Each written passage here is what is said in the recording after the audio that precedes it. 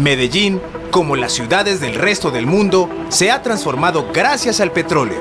El combustible y la energía que ponen en movimiento a esta ciudad son tan solo algunos de los beneficios que obtenemos gracias al oro negro.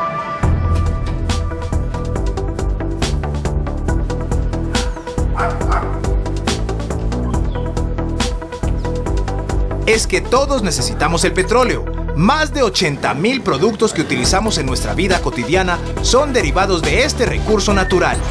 Por eso es tan difícil imaginarse un mundo sin él.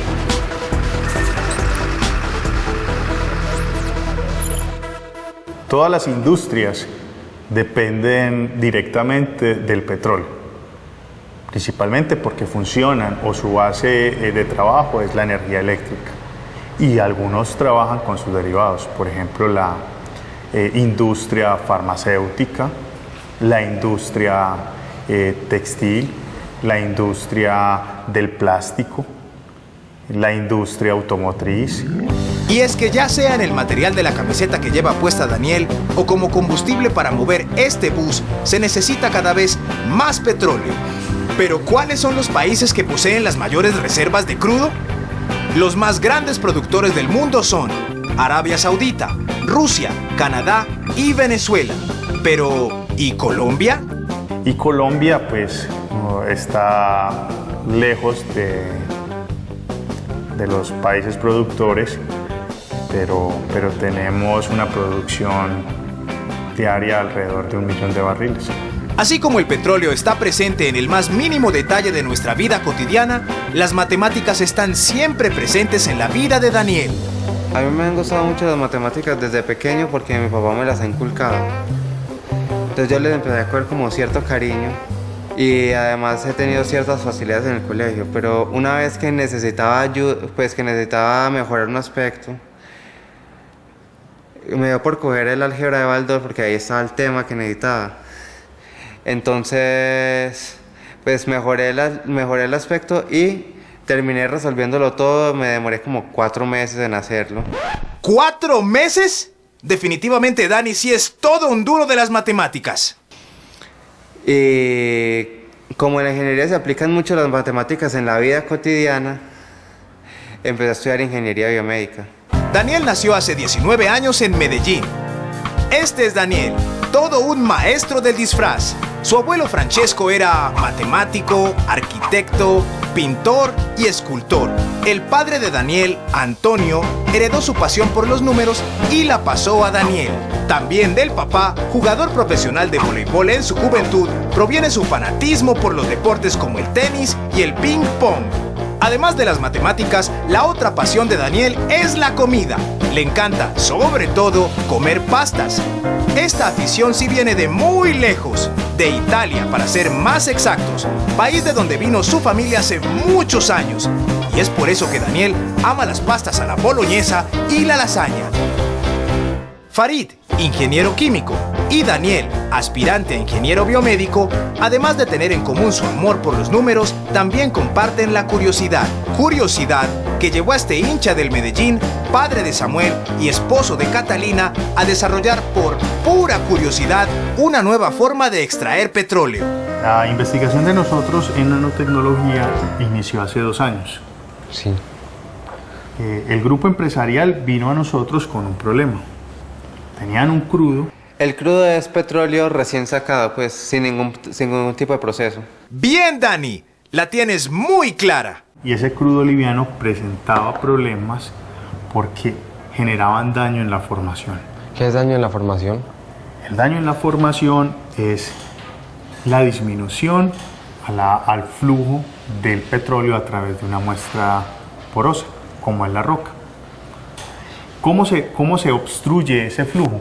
Ese flujo se obstruye porque el hidrocarburo tiene unos compuestos que se llaman asfaltenos. Asfalteno. Puede ser con lo que hacen el asfalto. Y esos asfaltenos son como el colesterol que tenemos en la sangre, que cuando tenemos unas concentraciones elevadas, él se deposita y obstruye el flujo del torrente sanguíneo en las venas. Lo mismo pasa en el medio poroso. Cuando este crudo que está almacenado en las rocas va a salir y se está generando para hacer la producción en el pozo, empiezan a depositarse por cambios de presión, temperatura y composición. Pero para entender mejor en qué consiste el daño de formación, antes tenemos que saber cómo se encuentra el petróleo bajo la tierra. La gran mayoría de personas piensan y creen que el petróleo se encuentra someramente, que con una excavación, con un palazo o hasta con un arma, como una película de los Beverly Hills ricos, encuentran crudo. Pero eso realmente no es así. También piensan que están en el subsuelo profundos y que allá hay una cavidad y que esa cavidad es como una especie de bolsa donde se almacena el petróleo, que tampoco es así. Realmente lo que pasa o dónde se puede o dónde está almacenado el petróleo son en rocas, ¿sí? En una especie de piedra, ¿sí?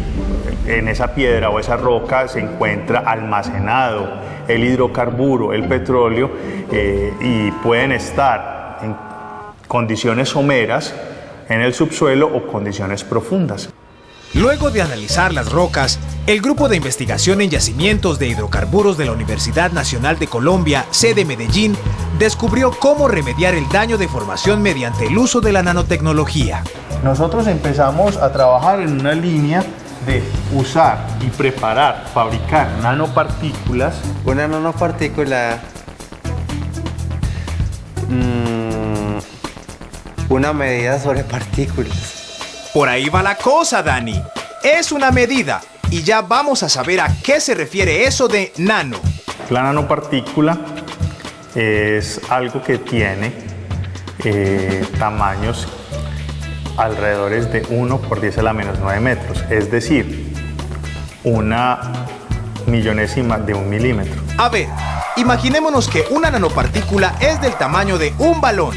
Y ahora comparemos el tamaño de ese balón con el del planeta Tierra. Así sería la proporción entre una nanopartícula y un granito de azúcar. A partir de óxidos metálicos, óxidos de hierro, óxidos de níquel, óxidos de silicio, que sintetizamos a la medida. Es decir, esto no es mágico. Nos tienen que decir cuál es el crudo, qué características tienes, y con base en eso y una información que nosotros obtenemos en nuestro laboratorio, diseñamos y preparamos las nanopartículas que son eficientes para ese tipo de O sea que eso producto. depende del crudo. Eso depende mucho del crudo y de la misma roca. ¿Y por qué utilizaron la nanotecnología? Porque la nanotecnología nos puede permitir, debido a su escala de tamaños, digámoslo, diminutos al ojo humano, partículas que puedan viajar e interactuar con la superficie de la roca y de alguna u otra forma poder remover este tipo de suciedad o este tipo de bloqueo que se genera en el medio poroso. ¿Se lo imaginan? En esta simulación podemos ver cómo los asfaltenos, que son esas bolas negras, obstruyen los poros de la roca, y cómo los nanofluidos, los óvalos amarillos, los atrapan y despejan los conductos para que fluya el petróleo. O sea que las rocas que contienen el petróleo tienen poros. Podríamos decir entonces que son como unas esponjas, ¿no? En las esponjas tú puedes tener altos contenidos de agua, así en las rocas se pueden tener altos contenidos de crudo. Para que tú veas más o menos la diferencia, los crudos livianos son de fácil vertimiento y los crudos pesados parecen una brea, son supremamente viscosos y se demoran mucho para vertir, tal como tú lo puedes ver. ¿Qué químico se utiliza para volverlo más líquido? Bueno, nosotros trabajamos en una línea de investigación para poder poner este crudo con viscosidades mucho más bajas a partir de la nanotecnología. Esto es uno de nuestros tratamientos y nosotros, como tú puedes ver, solamente vertimos una cierta cantidad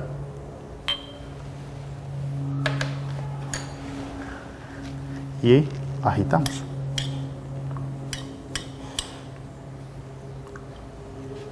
En esta agitación es solamente una mezcla de los productos, nuestro producto nanotecnológico y el crudo.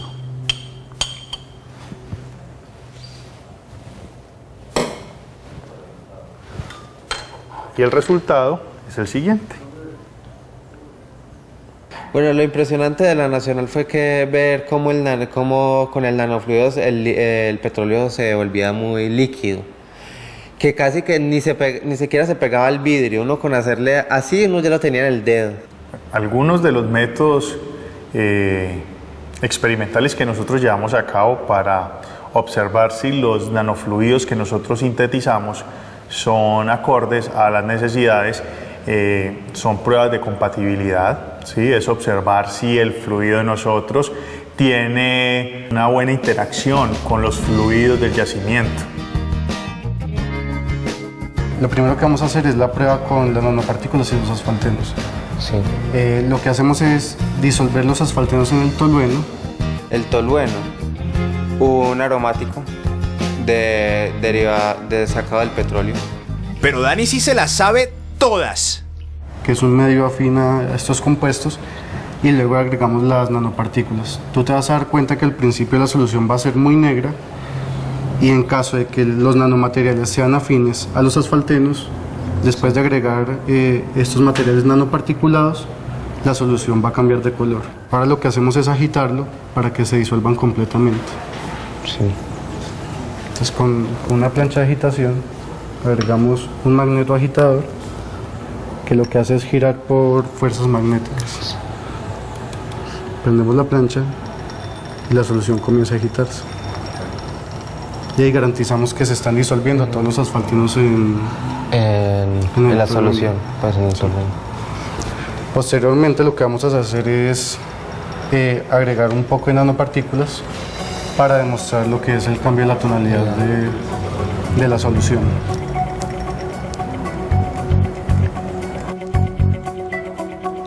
¡Impresionante! O sea que las nanopartículas sí funcionaron. Con esta solución lo que sigue es separar la parte líquida de la parte sólida. Eso lo hacemos haciendo uso de una centrífuga. Listo, Daniel, acá ya acabamos el proceso en la centrífuga. Centrifugar es extraer algo de algo. Pues, por ejemplo, el agua de la ropa. Ya el sólido se separó por completo de la parte líquida. Una vez testeados los nanofluidos, Petrorraza se encarga de producirlos a nivel industrial. Él es Edgar Patiño, jefe de investigaciones de esta empresa que trabaja de la mano con la Universidad Nacional. Esta empresa, liderada por el doctor Edgar Patiño, nos ha aportado, digámoslo, como el escalamiento a nivel industrial. Y fuera de eso, ellos también tienen un centro de investigación dedicado a la producción de nanofluidos para aplicaciones en la industria del petróleo.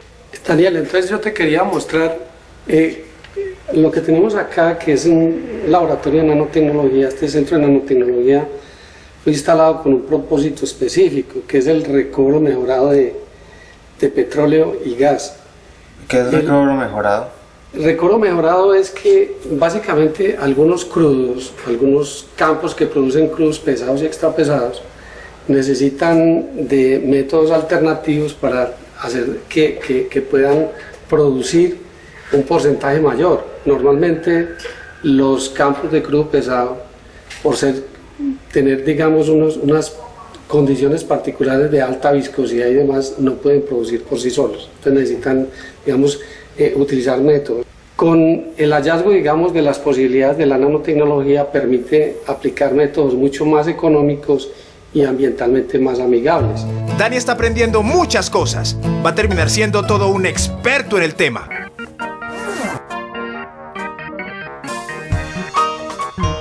El trabajo dentro del laboratorio de nanotecnología se subdivide en 3 fases. La primera fase que pudiéramos hablar es lo que se refiere a síntesis y caracterización de las nanopartículas o nanomateriales. El equipo tiene un láser, ese es rojito, pero de los láseres hay muchos colores, ¿cierto? Sí. Bueno.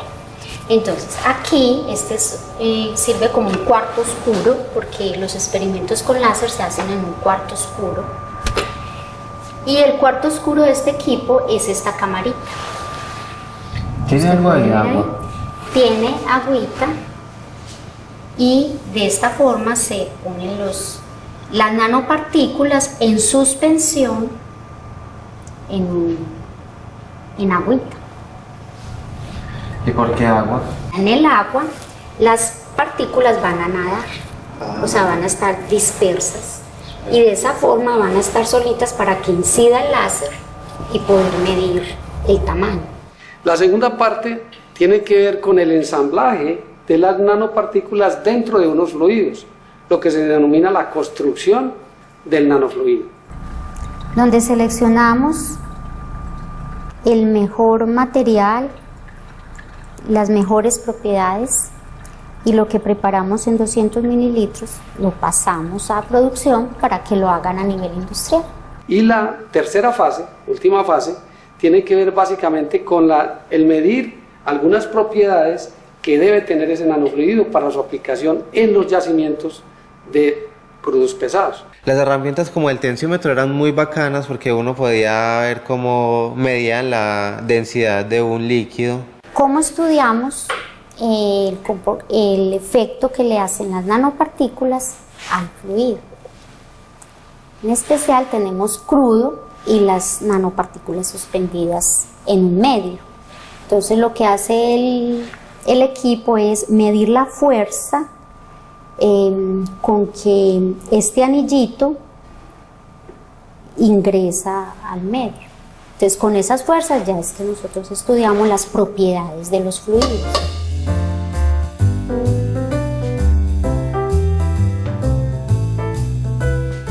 Ya te explicamos la parte que tenía que ver con el trabajo que se hace en la parte de caracterización de las nanopartículas y la incorporación de las nanopartículas al nanofluido. Eso se hace a manera de prueba para verificar básicamente propiedades del nanofluido. Una vez que eso se completa, ya viene la fase de producción. En la fase de producción, finalmente, tú notas acá, tenemos 2 reactores y un mezclador. En el reactor, este es el reactor número 1 y el reactor número 2. Básicamente lo que se hace es que aquí en el reactor se trata de dar una primera estabilización. ¿Qué es una estabilización? La estabilización es el proceso por el cual tú incorporas las nanopartículas a un líquido, que es el fluido base, y hacer que ellas permanezcan suspendidas. O sea, de alguna manera, obviamente, las propiedades del líquido deben ser tales que sea capaz de soportar y sostener esas nanopartículas. Una vez que completamos estas fases, luego se llevan a un mezclador donde se acaba de completar con el fluido restante, digámoslo así, el líquido adicional que se le va a agregar, y se termina de producir el producto ahí.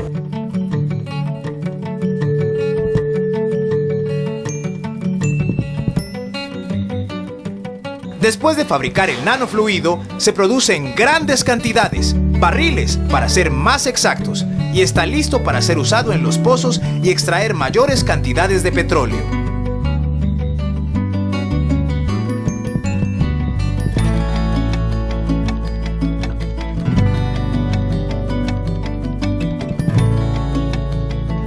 Lo más importante para la industria es el aumento de la producción. Se puede decir que en los 8 meses que lleva después de la estimulación o de la inyección de nuestro producto en el pozo, se ha recobrado o se ha aumentado la producción 150.000 barriles más. Al haber mucho más petróleo, la humanidad ya tendría forma pues, de suplir las necesidades que tiene, porque hay más demanda de gasolina, turbocombustible, polímeros, de petróleo. Entonces los investigadores lo que están logrando es suplir esas necesidades. De eso se trata, Dani.